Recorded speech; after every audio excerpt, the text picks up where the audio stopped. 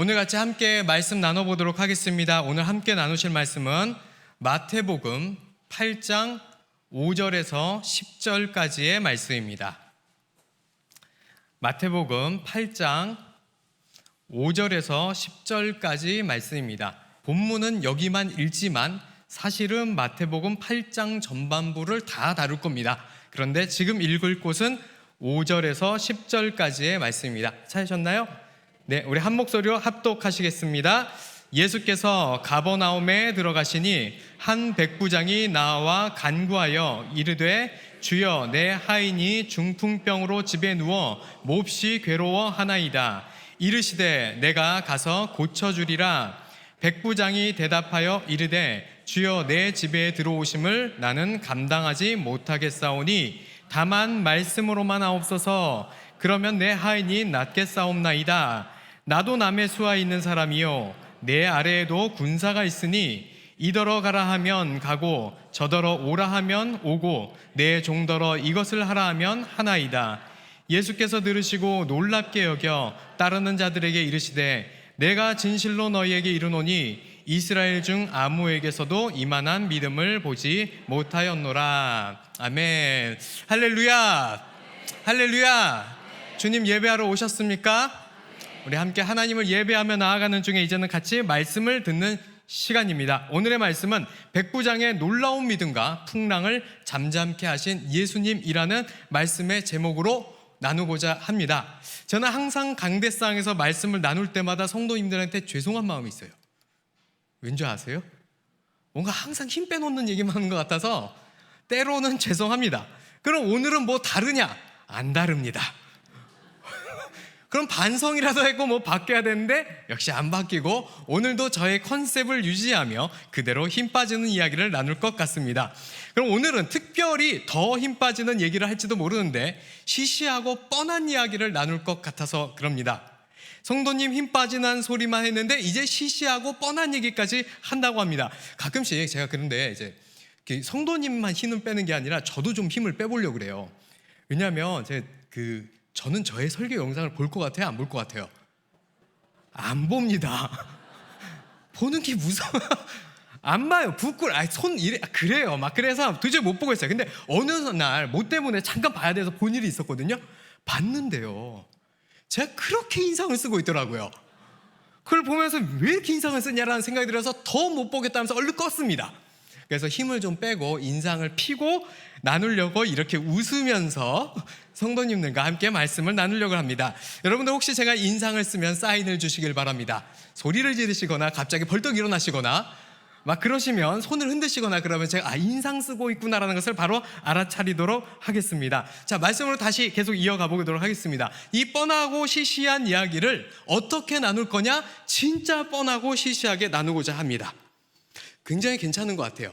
걱정됐는데 앞에 찬양하셨던 우리 찬양팀도 말씀을 보고 준비한 건지 항상 올라올 때마다 신기해요. 하고자 했었던 이야기를 찬양으로 들려주고 또 그리고 우리 찬양대가 너무나도 멋있게 하나님을 찬양해 줬기 때문에 여기서 예배를 마쳐도 될 만큼 우리는 이미 은혜를 받아서 괜찮겠다 하고 말씀을 나눠보려고 합니다. 어떤 분들은 또 그래요. 뭐 시시하고 뻔한 이야기를 한다고 하면 에이 또 목사님 말씀만 그러지. 안 그래. 신뢰가 이렇게 없었어요. 목회를 어떻게 해야 되나 생각이 들 때가 있어요. 오늘은요 제가 7가지가 없는 설교라고 생각하며 정리를 해봤습니다. 여러분 요새는 뭐 빠지는 거 무슨 3가지 무 뭐 5가지 무 이런 거 좋아하잖아요. 그래서 저는 7가지를 빼고 이야기를 나눌 것 같습니다. 첫 번째 은혜도 없고, 두 번째는 도전되는 것도 없고, 세 번째는 새로운 것도 없고, 네 번째는 색다른 해석도 없고, 다섯 번째 재미도 없고, 여섯 번째 감동도 없고, 일곱 번째 마지막 묵상과 적용할 것도 없을 것 같은 그런 말씀을 같이 한번 나눠보자고 할 것 같습니다. 아직도 믿기 힘드신 것 같은데 설교를 마칠 때쯤 아마 다 그럴 거예요. 알겠고 그래서 뭘 어쩌라는 건가? 모두가 다 조금 있으면 공감하실 겁니다.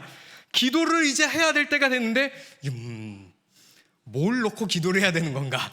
아마 이런 순간이 오실 것 같습니다. 그래도 오늘은 이 말씀을 한번 전해보고자 했습니다. 혹시 벌써부터 기대감이 상실되신 분들은 저 오른쪽 뒤쪽으로 가셔서 기도를 지금부터 시작하시면 오늘 철야 예배 기도 실컷 하실 수 있을 유튜브로 보고 계신 분은 어떻게 하냐? 지난주 설교가 되게 좋았으니까 다시 들으시는 진짜 제가 이렇게 굳이 얘기하는 것은요, 정말 우리의 마음 가운데 그런 생각이 들 수도 있을 것 같아서 이런 얘기를 미리 나눴던 것 같습니다. 나눈 것입니다. 아까 말씀에도 나눴지만 우리가 진짜 맨날 들어봤었던 제목, 어떤 제목이었었죠? 백부장의 놀라운 믿음과 풍랑을 잠잠케 하신 예수님. 자, 벌써부터 기대감이 1도 없는 것 같아요. 네, 좋아요. 이 상태로 우리가 계속해서 말씀을 나눌 겁니다. 자, 이 뻔한 이야기 속에 사실은 원래 이 마태복음 8장은요, 우리 지금 1교구와 마태복음을 공부하고 있습니다. 강해하며 강의를 하고 성경 공부를 하고 있는데 어디를 나눌 차례냐? 바로 지금 이 8장을 나눌 차례입니다. 그런데 이것은 1교구와만 함께 나눌 것이 아니라 우리 모든 성도님들과 함께 철야 예배 때 한번 나눠봤으면 좋겠다라는 마음을 주셔서 같이 모든 성도분들과 함께 성경 공부하는 마음으로 마태복음 8장을 같이 나눠보려고 합니다. 괜찮으세요? 괜찮으세요? 뭐 사실 또 이렇게 크게 이렇게 내하기를 유도했지만 안 괜찮으면 뭐 어떻게 하겠어요? 준비한 게 이거밖에 없는데 안 괜찮다고 해도 어차피 이거 해야 됩니다. 자, 어차피 그냥 괜찮다고 생각하고 이 말씀을 같이 한번 나눠보도록 하겠습니다. 이제 말씀으로 같이 한번 나가보도록 하겠습니다. 오늘 읽으신 이 본문을 보면 백부장의 믿음을 예수님께서 놀랍게 여기셨다라고 말씀했었어요.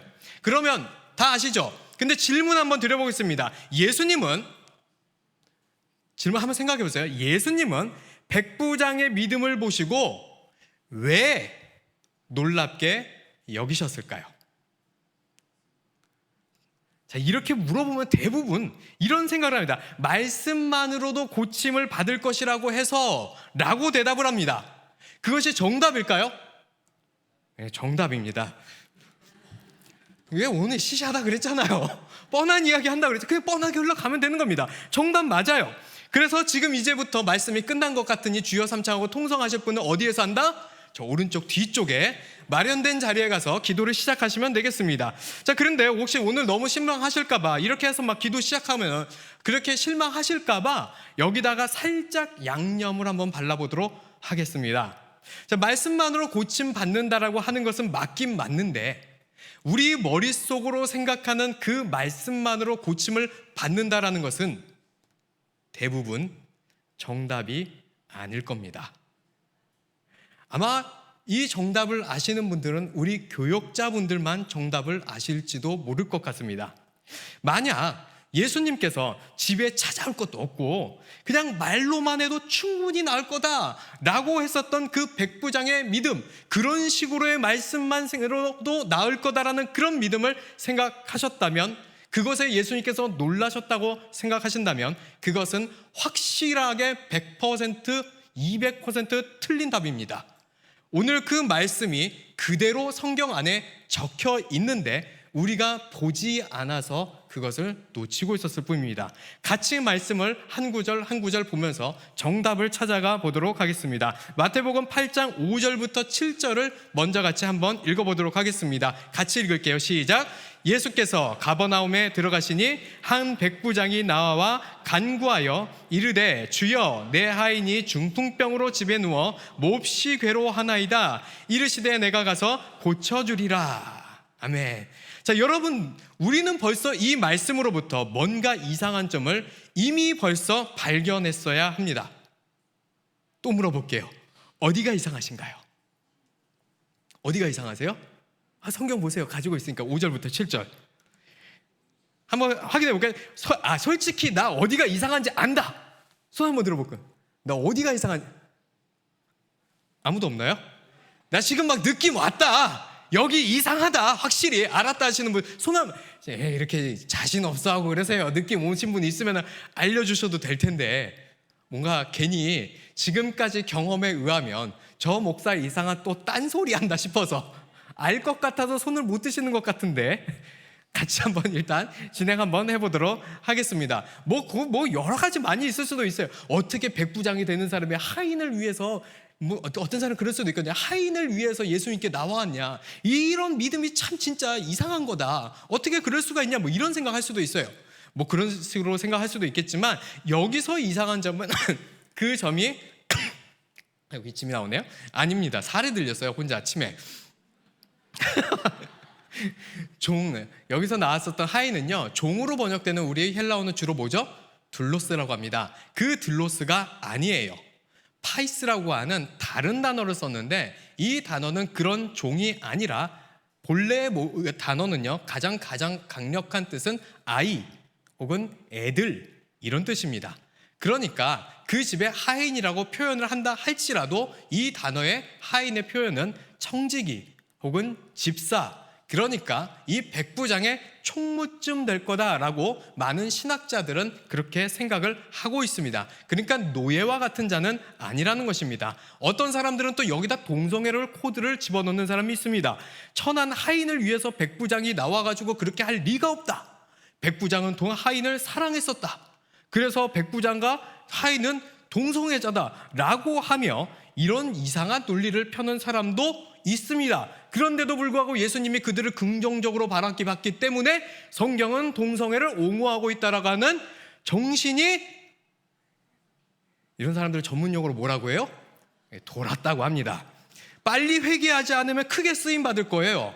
지옥의 불쏘시개로요.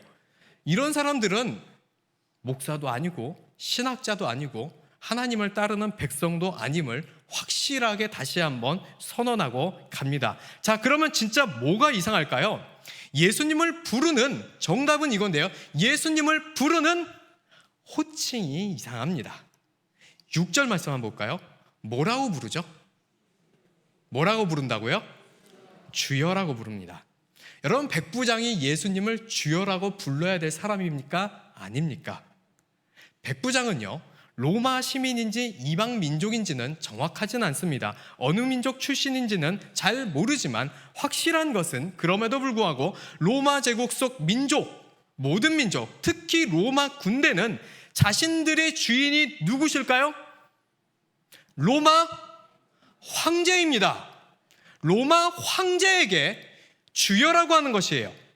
그 외에 가끔씩 주여라고 하기도 하는데, 그것은 자신이 종속되어 있는 주인과 같은 왕이거나 군대의 지휘관 같은 종속관계가 뚜렷한 관계 속에서 주여라고 부르는 것입니다. 그런데 이런 로마 시대에서 높은 지위의 백부장이 예수님께 나와서 주여라고 하는 것이에요. 로마 황제도 아닌 자신들의 식민지, 망해버린 국가의 목공소집 아들에게 자신을 낮추어서 주님이라고 부른 것이에요. 어쩌면 주변에서 보고요, 신고할지도 모릅니다. 로마 군대의 지휘관이 충성을 황제가 아닌 다른 자에게 바쳤다고요. 그런데 그 안에서 이 백부장은 자신 있게 고백하며 예수님께 주여라고 이야기를 했다는 것입니다.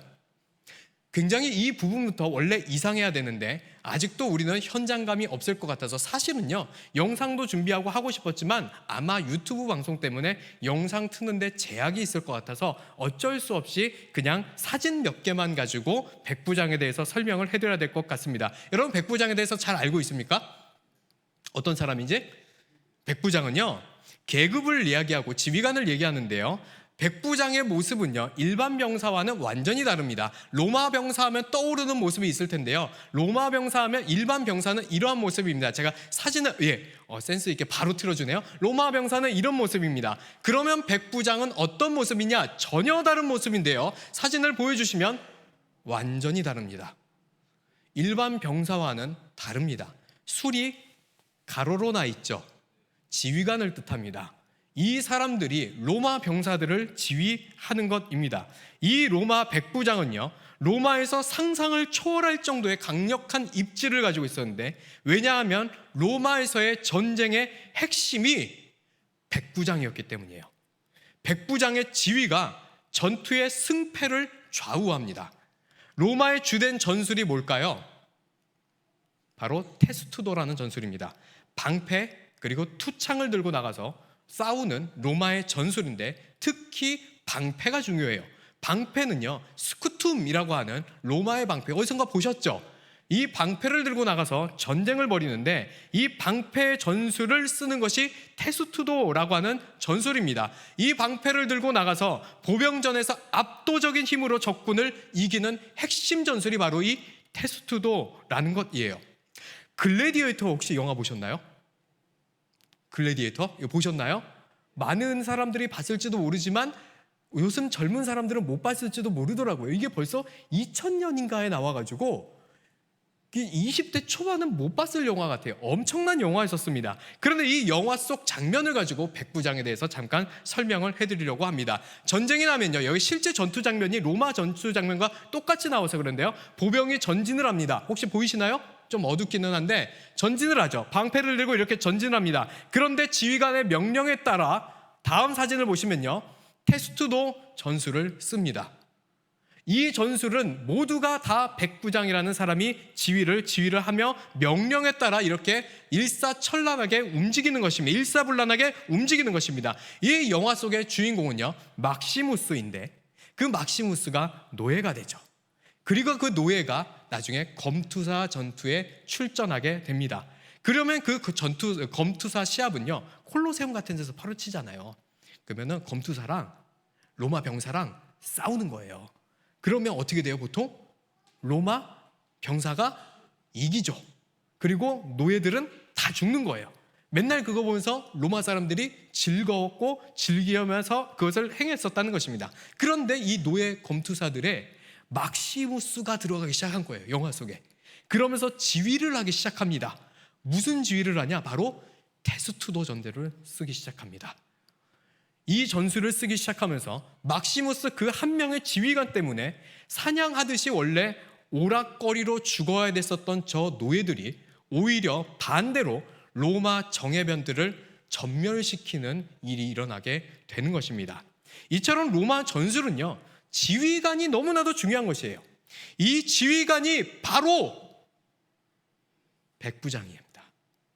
이것을 지휘하는 그 백부장 한 명으로 인해 전멸당해 대했었던 그 노예들마저 다시 모든 정예를 이길 수 있을 만큼 엄청나게 중요했었던 그 자리가 바로 로마 백부장이라는 것이에요. 그래서 이 백부장이 얼마나 위대했는지는 로마 군대에 대한 이 한 문장이 표현하는 것이 모든 것을 설명하고 있는 것 같습니다. 바로 이 말인데요, 로마 군대의 힘은 바로 백부장의 힘이다. 로마가 나가서 전쟁에 이기는 모든 힘은 백부장의 힘이라고 할 정도로 백부장의 지휘 능력이 그렇게도 중요했었던 사람이고, 그래서 이 백부장은 로마 안에서 엄청난 권력의 상징이자 권위와 지위가 있는 사람이 이 백부장이었다는 것입니다. 그런데 이 백부장이라는 사람이 로마 황제가 아니라 자신들이 통치해야 되는 망국의 국가, 망해버린 국가의 한낱 목공소집 아들에게 가서 나의 주님이라고 고백을 하고 있는 것입니다. 이것이 이상하지 않으신 분은 여러분들 가서 서울역 나가서 박스를 깔고 누워 계신 분들에게 주여라고 해보신 분들일 것입니다. 해보셨나요? 안 해봤잖아요. 지금 그런 상황이 일어나고 있는 것이에요. 그런데 이상한 것은요, 여기서 끝이 아닙니다. 엄청나게 많이 나옵니다. 자, 여러분, 몸이 아프면 누굴 찾아가야 됩니까? 여러분, 누굴 찾아가요? 의사 찾아가죠. 그때도 의원이 있었어요. 그런데 몸이 많이 아프면 누굴 찾아갈까요? 여러분, 목사님 찾아오잖아요. 기도해달라고. 막 의사 가지고 안 될 것 같으면 그 비슷해요. 이 사람들도요, 너무 많이 아프면요 신을 찾아갔어요. 그런데 어떤 신을 찾아가냐? 의술의 신을 찾아가는 거예요. 어떤 신을 찾아간다고요?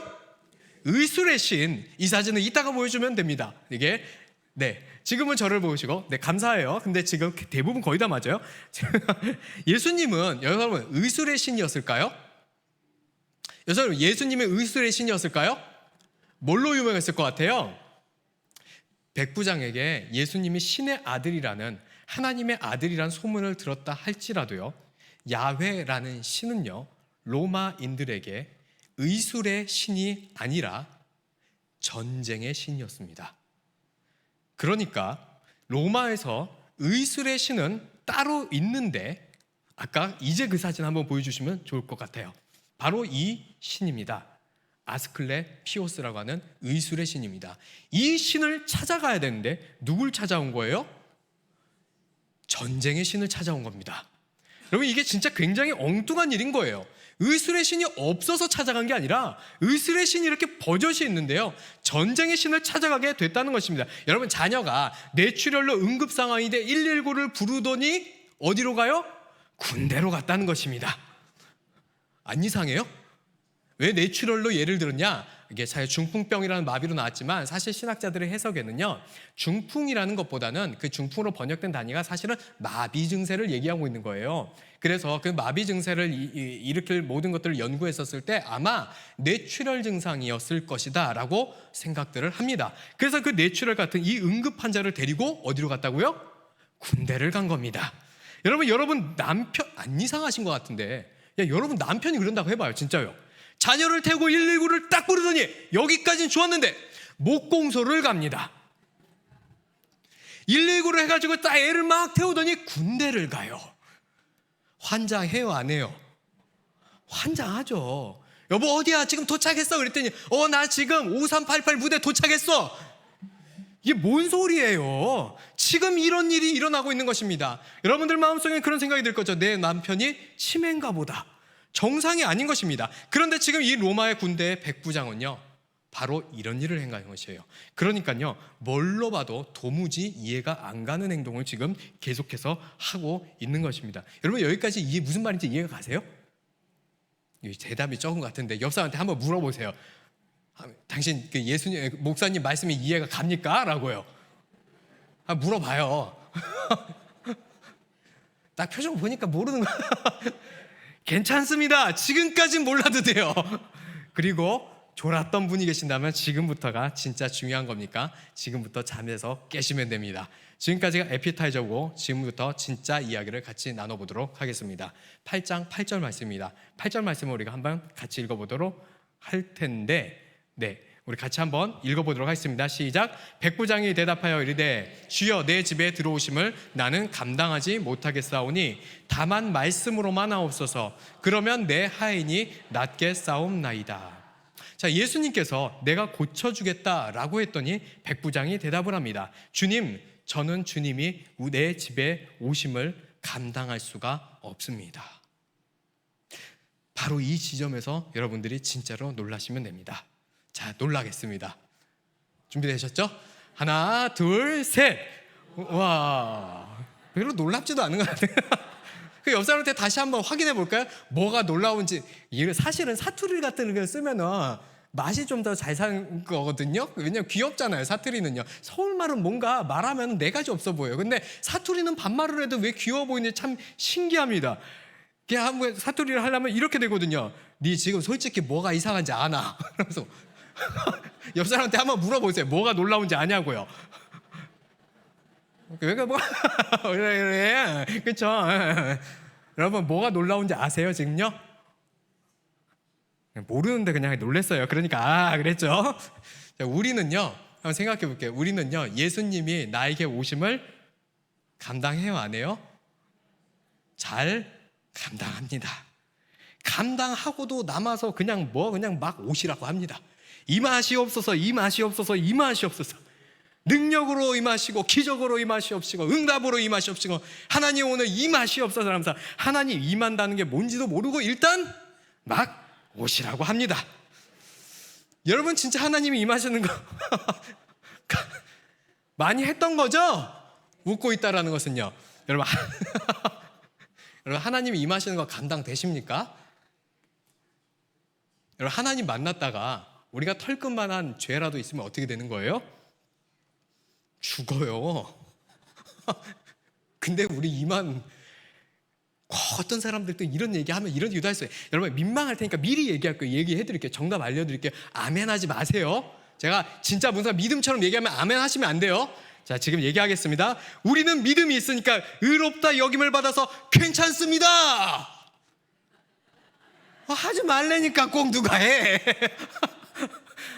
정답을 알려줘도 이럴 때 자신이, 왜냐하면 이 다음에 이 얘기를 해야 되거든요. 이럴 때 자신 있게 아멘 하는 분들이 제일 믿음이 없어요 라고 해야 되는데, 아멘 하시면 안 될까 봐 미리 말씀드렸는데, 여러분 진짜 믿음이 있으면요, 우리가 이렇게 물어볼 때 그렇게 자신 있게 아멘이 잘 안 나와요.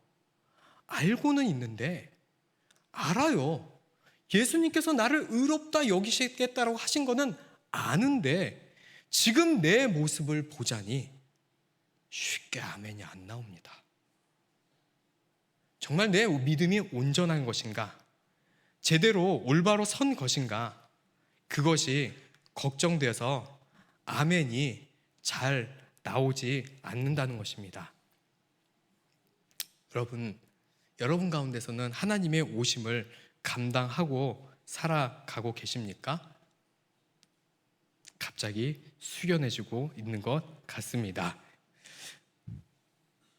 잠시만요.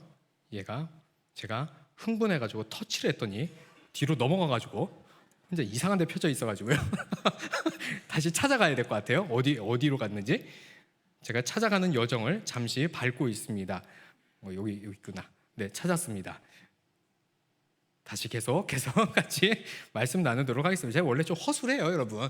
같이 지내다 보면 알겠지만요, 맨날 다 빠먹고 까먹고 막 와봤더니 설교문이 없고 맨날 그럽니다. 한두 번 그런 게 아니니까 여러분들도 익숙해 주시면 감사할 것 같습니다. 자, 아무튼 우리가 다시 말씀으로 가면요, 우리는 이렇게 예수님께 맨날 오시라고 하면 모든 것을 감당하면서 살아간다고 하지만요, 백부장은 어떻게 고백을 했습니까? 나같이 천하디 천한 자에게 예수님께서 오시겠다는 것인가? 나를 알고 그분을 아니 감당할 수가 없었던 것입니다. 우리는 늘 감당합니다. 아주 잘.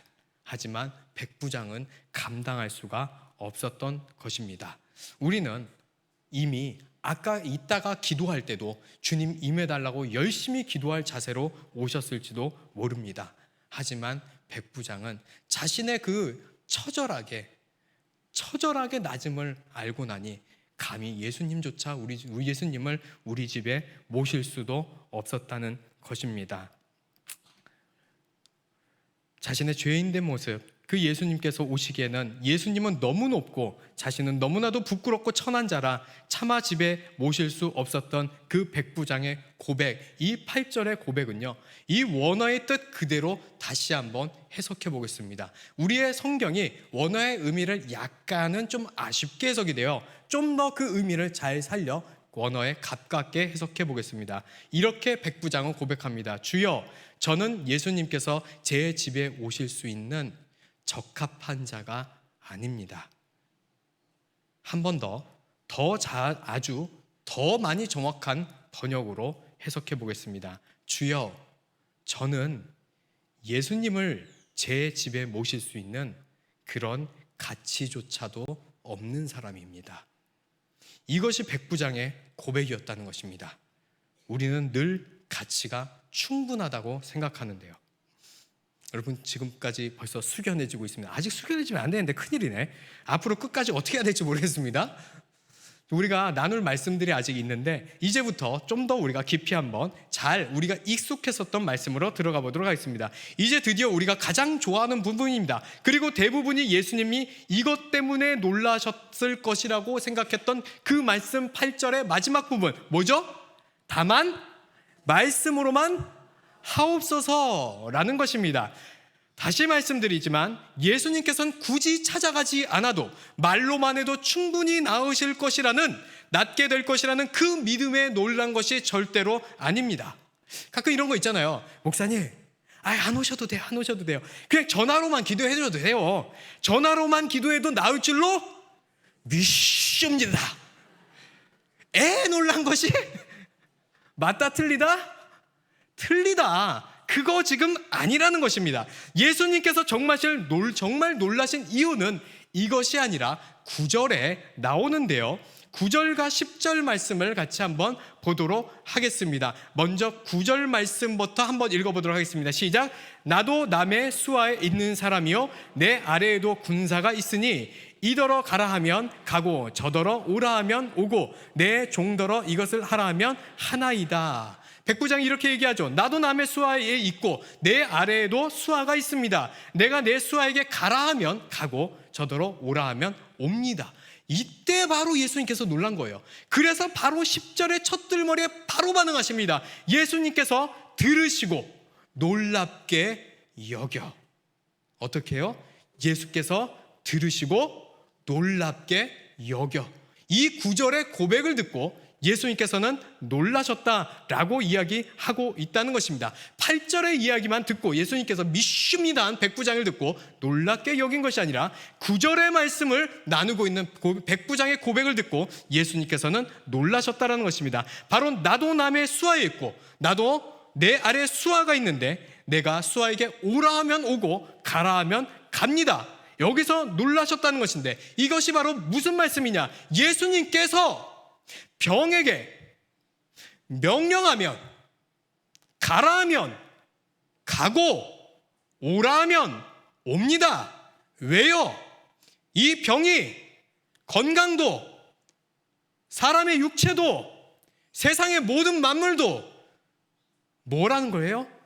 예수님의 수하라는 거예요. 다 예수님의 아래에 있다는 것입니다. 그러니까 다시 말하면 세상의 모든 것들이 예수님의 수하에 있다는 것은 예수님께서 세상 모든 만물의 주인이라는 그 고백을 지금 백부장이 하고 있다는 것이에요. 그냥 지금 말씀하시면 다 낫겠습니다. 그것이 아니라 예수가 세상의 주인이시다. 예수님이 만왕의 왕이시다. 지금 그 고백에 예수님께서 놀라고 계시다라는 것입니다. 모두가 예수님을 그렇게 생각하고 있었습니다. 병을 고치는 자, 기적을 행하시는 분, 능력을 행하시는 분. 그래서 예수님께 나가면 병 나을 수 있다. 기적이 일어난다. 문제는 해결받는다. 응답은 받는다. 이러며 유대인들이 예수님을 졸졸졸졸 따라다니고 있었다는 것입니다. 여러분 어떻게 생각하십니까? 자신이 선택한 그 선택받은 백성조차도 예수님은 그저 능력자요. 예수님은 기적을 행하시는 분. 그래서 그 예수님을 따라다니며 믿습니다만 하고 있는데 오히려 이방인이라고 하는 이 백부장은 아주 놀라운 고백을 합니다. 세상 모든 만물이 내가 수하에게 명령하면 그가 나의 말을 따를 수밖에 없듯이 세상의 모든 만물이 예수님 아래에 있기 때문에 예수님이 주인이시기 때문에 예수님께서 말씀만 하시면 따르지 않겠습니까? 예수님은 유대인과 자신의 백성들과 다른 시선을 가진 자신을 진정한 주님으로 알아본 그 믿음에 놀라신 것이라는 것입니다. 그래서 10절에 말씀하시는 겁니다. 이스라엘 중에서도 이런 자를 보지 못했다. 이것이 마태복음 8장에 나온 백부장의 이야기입니다. 잘 알고 계셨고 시시하고 뻔한 얘기죠. 예수님이 주인이시다. 자, 이제는 두 번째 이야기, 풍랑의 이야기를 나눠야 되는 텐데 풍랑을 잠잠케 하신 예수님, 그것은 성경이 무엇을 얘기하고 있는지 같이 한번 나눠보도록 하겠습니다. 8장 24절부터 27절까지가 그 풍랑의 이야기입니다. 두 번째 이야기 바로 읽어보도록 하겠습니다. 시작. 바다에 안 나왔네요 아직요. 8장 24절에서 27절인데 혹시 없으면요 여러분 성경에 가시면 성경 바로 밑에 있으니까 보시면 됩니다. 8장 24절에서 27절 읽겠습니다. 바다에 큰 놀이 일어나 배가 물결에 덮이게 되었으되 예수께서는 주무시는지라 그 제자들이 나와 깨우며 이르되 주여 구원하소서 우리가 죽겠나이다. 예수께서 이르시되 어찌하여 무서워하느냐 믿음이 작은 자들아 하시고 곧 일어나사 바람과 바다를 꾸짖으시니 아주 잔잔하게 되거늘 그 사람들이 놀랍게 여겨 이르되 이가 어떠한 사람이기에 바람과 바다도 순종하는가 하더라. 우리에게 이 익숙한 말씀, 이 말씀을 통해서 우리가 묵상했던 말씀들은 어떤 말씀일까요? 예수님이 옆에 계시는데도 두려워하는 제자들, 그러니 담대해라. 예수님께 기도하면 풍랑과 바다도 꾸짖으면 잠잠해진다. 이렇게 이것을 묵상하고 있었다면 복음서의 저자의 의도를 전혀 파악하지 못하고 있는 것입니다. 이 복음서의 저자가 분명히 무슨 의도인지 기록을 해놨는데 우리가 그것을 안 본 것이에요. 우리는 읽었는데도 읽지 않은 구절, 읽었으나 전혀 읽지 않은 것 같은 한 구절을 머릿속에서 완전히 지워서 그럽니다. 그것은 바로 마지막 27절 말씀입니다. 27절 말씀 다시 한번 볼까요? 뭐라고 나왔나? 그 사람들이 놀랍게 여겨 이르되 이가 어떠한 사람이기에 바람과 바다도 순종하는가? 이 이야기의 핵심, 이 에피소드의 마무리, 마태가 공들여서 마지막 최종 결론, 가장 중요한 것을 마지막에 딱 적어놨잖아요.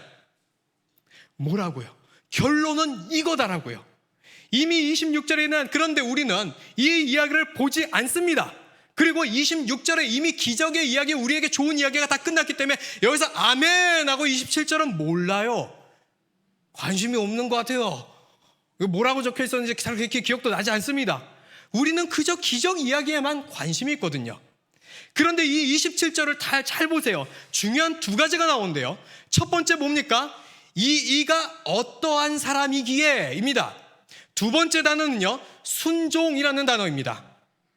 마태는 이 성경을 통해서 지금 이 에피소드, 풍랑을 잠잠케 되는 이 이야기를 통해서 무엇을 얘기하고 싶었던 거예요?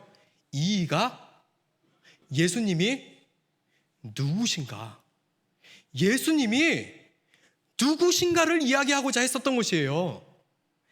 순종, 지금 아까 조금 전에 나왔었던 백부장의 이야기와 같은 관점이잖아요. 예수님, 그가 누구신가? 바람과 풍랑이 예수님의 아래의 수하에 있다. 예수님이 바람과 풍랑에도 주인이시다. 세상의 주인이 예수 그리스도시다. 지금 그 이야기하고 있는 거라고요. 마지막 27절에 마태가 공들여서 정말 섬세하게 기록해놨잖아요. 이가 누구신가? 많은 사람이 놀래요. 과연 이가 누구시길래 바람과 풍랑도 그의 말씀에 순종하는가? 우리는 왜 이것이 안 보일까요? 왜 이것이 안 보이고 우리는 앞에 있는 부분만 보고 있을까요? 성경은 예수님이 누구신가를 말하고 있는데, 예수님이 누구신가를 목이 터져라 외치고 있는데, 이렇게 목이 터져라 외치고 있는데 그건 난 모르겠고, 그래서 예수님께서 어떤 능력이 있으시다는 건데, 예수님께 나에게 어떤 기적을 베풀어 주실 건데 여기에만 관심이 있는 것은 아닐까요?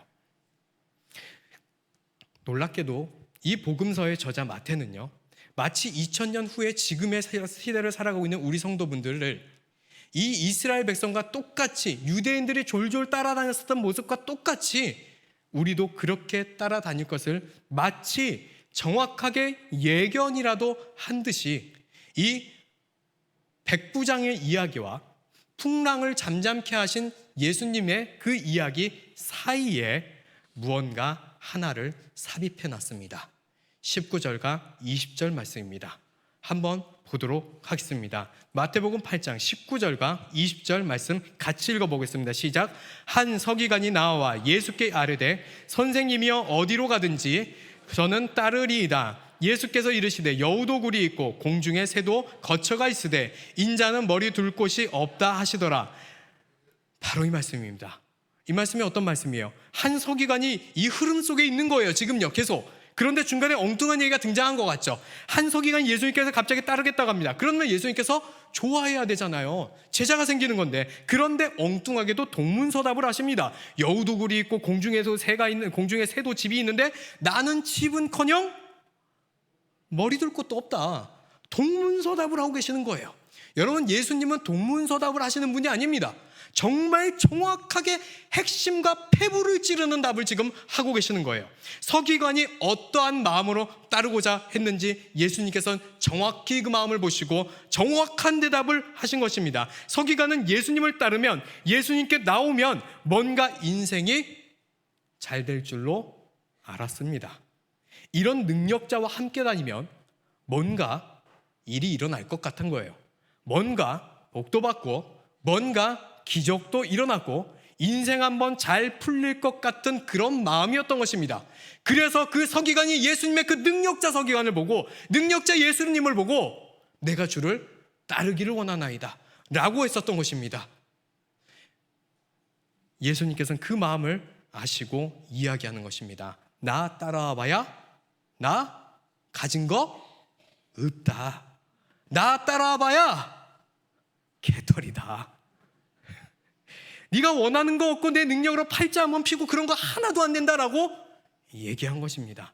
놀랍게도 이 이야기가요, 예수님이 주인이시다, 예수님이 주인이시다, 이방인은 고백하고 있는데 유대인은 예수님을 능력자로 보고 있는 그 이야기 사이에 이 이야기가 삽입되어 있다는 것입니다.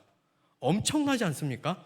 지금 우리의 시대를 살아가고 있는 지금 우리를 마치 예견이라도 한 것처럼 말이죠.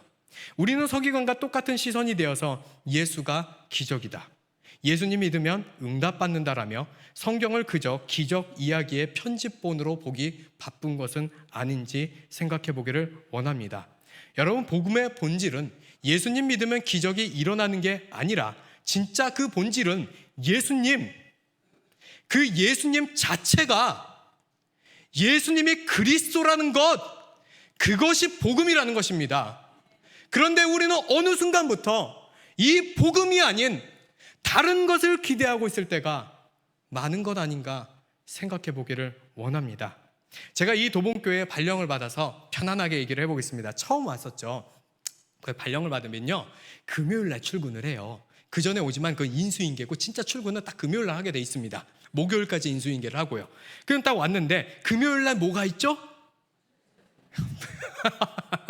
엄청난 거예요. 금요일 하면 철야래요. 금요일 하면 제일 먼저 떠오르는 건 철야입니다. 맞습니다. 금요 성령대망회가 있습니다. 와서 이제 예배를 드리는데 제 마음속에는 온통 산란한 마음이 들었습니다. 와보니까 멀대요. 집에서 멉니다. 이 왕복 3시간을 넘어. 이걸 어떻게 해야 되나 하면서 이게 생각만 하면서 야, 큰일 났다 하면서 그런 생각만 이렇게 멍하니고 있는데 찬양 예배 시간 이제 되잖아요. 그때 처음에 중보 시간 되니까 우리 김민호 목사님께서 알려주시더라고요. 제가 처음 왔으니까 모르잖아요. 이 시간에 뭐라는 거니까, 뭔지 모르니까 목사님 지금은 우리가 중보 시간이어서 보통 내려가서 기도를 하시면 돼요. 친절하게 알려주셔서 네, 와서 딱 기도했는데 들어내오는데 오, 되게 좋은 거예요. 불이 딱 꺼져 있고 그냥 기도하면 되겠더라고요. 그래서 기도를 하면서 머릿속으로 생각하고 있습니다. 3시간 3시간 이러면서 기도를 하고 있었어요. 하나님께 딱 기도를 하고 있었는데 이제 찬양 시간이 됐습니다. 찬양 시간에 먼저 깜짝 놀랐습니다.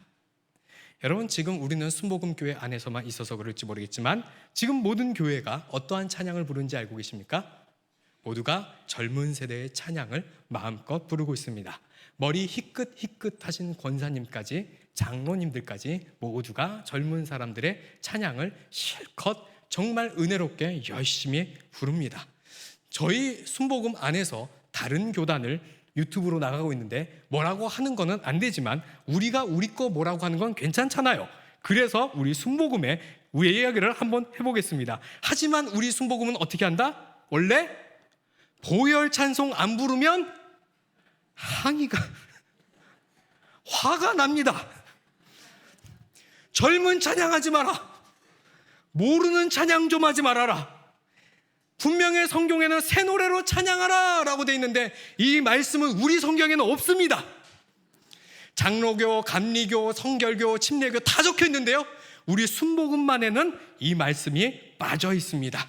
그래서 새 노래로 했다가는 여러 회의 안건들이 엄청나게 올라오고, 인도자를 바꿔야 되네, 말아야 되네, 저 인도자에게 좀 가르쳐봐라, 뭘 모르네 하면서 열심히 원래 예수 십자가에 울려 막 이러고 있어야 돼요.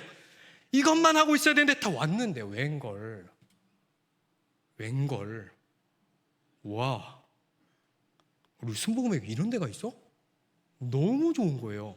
진짜 깜짝 놀랐어요. 정말 이게 빈말이 아니고요, 정말 깜짝 놀랐습니다. 이제 이거 듣는 누구 있어서요? 증인이 있습니다. 제가 너무 놀라서 우리 친한 분에게 제가 이야기를 했어요. 나 여기 왔는데 완전 깜놀. 찬양 이거 부르고 있어. 대박. 어떻게 할 거야 하면서 너무 좋아가지고 진짜 깜짝 놀란 거예요. 찬양팀 실력도요 너무 좋은 거예요. 사실 찾기 쉽지 않습니다. 그런데 하나같이 너무 잘하고 하나같이 그 찬양 하나하나마다 이런 데가 다 있구나 하면서 굉장히 놀란 것이 사실이었었어요. 그러면서 마음껏 찬양을 하고 드디어 무엇이 됐냐? 설교 시간이 되었습니다. 자, 지금 이제 드디어 설교 시간. 이날의 설교자 목사님은 김민우 목사님이셨습니다. 처음 설교를 듣고 있는데 김민우 목사님께서 뭔가 예화로 이렇게 시작해가지고 딱 하는데 집중이 딱 되더라고요. 잘 듣고 있었어요. 그래서 그 막 설교들을 쭉 듣고 있었다가 다 이야기를 할 건 아니지만 마지막에 딱 그 한 이야기가 저는 아직도 선명하게 기억에 남습니다. 어쩌면 오늘 하고 싶었던 이야기가 바로 이 이야기입니다. 그때 그 김민호 목사님께서 이런 말씀을 하셨습니다. 마지막에요. 제가 대신 그 목사님이 얘기했었던 거 그대로 얘기할게요. 제가 오늘 무슨 말씀을 전할까 고민을 하다가 오늘은 그냥 예수님 이야기를 해보고 싶었습니다. 저는 너무 깜짝 놀라서 대박, 그냥 대박이다라는 말밖에 더 이상 할 수 있는 얘기가 없었던 것이에요. 그래, 이거지. 겨우 저 같은 자가 감히 누구의 설교자를 잘한다 못한다 평가하는 것은 아닙니다. 맞다 틀리다 평가할 권한도 그럴 만한 능력도 없다는 것도 잘 알고 있습니다. 하지만 최소한 저는 복음이 무엇인지는 잘 압니다. 복음은 예수님 이야기하는 것입니다. 여러분, 복음은 무엇이라고 생각하며 살아오셨습니까? 이제 말씀의 진짜 결론으로 가고 있습니다. 어쩌면 이 두 가지의 예화를, 이 성경의 이야기를 통해서 바로 지금 이 이야기를 하고 싶은 것이었을 것입니다. 로마서 1장부터 2절까지 그 복음이 무엇인지 정확하게 나오는데, 먼저 로마서 1장 1절 말씀을 우리가 같이 한번 읽어보도록 하겠습니다. 로마서 1장 1절 말씀입니다. 일단 제가 읽겠습니다. 예수 그리스도의 종 바울은 사도로 부르심을 받아 하나님의 복음을 위하여 택정함을 입었으니, 로마서 1장 1절에 무슨 단어가 나옵니까? 복음이라는 단어가 등장을 합니다. 이 복음이라는 단어로 번역된 헬라어는 유앙겔리온, 잘 아는 말씀입니다. 좋은 소식, 복된 소식, 영어로 good news라고 하는 바로 그 단어 많이 들어보셨을 겁니다. 그런데 이 유앙겔리온 어떤 뜻입니까? 여기까지도 들어보셨을지 모릅니다. 황제의 전쟁이 승리했다. 전쟁의 승리 후 전쟁의 승전보가 유앙겔리온이라는 것이에요. 이 로마 시대 때 사용됐었던 유앙겔리온은 황제의 전쟁이 승리했다는 그 승전보가 유앙겔리온이라는 것입니다. 그러니까 복음이라는 말 자체가 만왕의 왕 예수 그리스도께서 승리하셨다. 그 이야기가 복음이라는 것입니다. 죄와 사망의 법과 싸워 이기셨다. 죽음을 이기시고 부활하셨다. 이것이 복음이라는 것이에요. 요한복음 16장 33절에 내가 세상을 이기었노라. 예수 그리스도의 승리 소식, 예수님의 그리스도 되심 그 자체가 복음이라는 것입니다. 여러분 믿으십니까? 여러분 정말로 믿으십니까? 우리가 복음이라는 것에 대해서 다시 한번 생각해 봤으면 좋겠습니다. 그래서 1장 2절에는 더욱더 선명하고 명확하게 로마서 1장 2절에 나와 있는데, 2절 말씀 우리가 같이 한번 읽어보도록 하겠습니다. 이 복음은 하나님이 선지자를 통하여 그의 아들에 관하여 성경에 미리 약속하신 것이라. 아들에 관하여 예수님 이야기가 복음이고, 성경에 미리 약속하신 것, 예수님이 그리스도 되심이 복음이라는 것입니다. 복음이란, 그러니까 예수님이 그리스도다. 그 자체가 복음이라는 것이에요. 여러분, 지금 시대에 우리의 교회에 강단에서 선포되는 말씀이 어떤 것일까 생각해 봤으면 좋겠습니다. 인생 잘 사는 법, 어떻게 하면 기적과 응답과 축복을 받아가는가, 이것이 많아지고 있지 않을까. 어느 순간부터 그것이 많아지는 것은 좋은데 정말 중요한 건 어느 순간부터 예수님에 대한 이야기, 예수님이 그리스도라는 이야기가 희미해져 가고 있지는 않을까요? 백부장의 이야기를 통해서 예수님을 바라봐야 되는데 그 예수님이 세상의 주인이고 만왕의 왕이라는 것이 보이는 것이 아니라 그저 말씀만으로 고침받습니다만 보이는 시간을 보내고 있지는 않습니까? 말씀을 듣는 우리 성도님들의 마음을 생각해 보기를 원합니다. 어느 순간부터 목사님 설교가 예수님이 그리스도십니다 라고 하고 내려가면 아무 감동이 없지 않습니까? 그저 시시하고 뻔하고 지루하고 뭐 어차피 다 아는 얘기를 뭐 또 저렇게 하신대 라고 하며 우리 목사님의 설교가 참 그래 라는 생각이 들지 않으시나요? 예수님께서 만왕의 왕이시며 주인이시며 그분이 이 땅의 모든 것을 통치하시며 바로 그분이 우리를 위해 십자가에서 죽으시고 부활하신 그리스도시다. 바로 이런 메시지가 그건 그냥 기본으로 깔고 가는 거고 라고 해서 그런 걸까요? 어느샌가 우리에게 그저 시시하고 재미없는 감동 없는 이야기가 되어버린 것 같기도 합니다. 제가 흥분하지 않으려고 열심히 잘 적어왔습니다. 거의 보고 읽다시피 하면서 흥분하지 않으려고 합니다. 그래서 이제는 아예 교회 안에서 그리스도의 고난과 그분의 대속하심, 그분의 구원 사역은 잘 나눠지지 않고 예수님 믿으면 어떤 복을 받는가? 예수님은 어떤 기적을 베푸시는 자인가? 우리 하나님은 어떤 능력이 있으신가?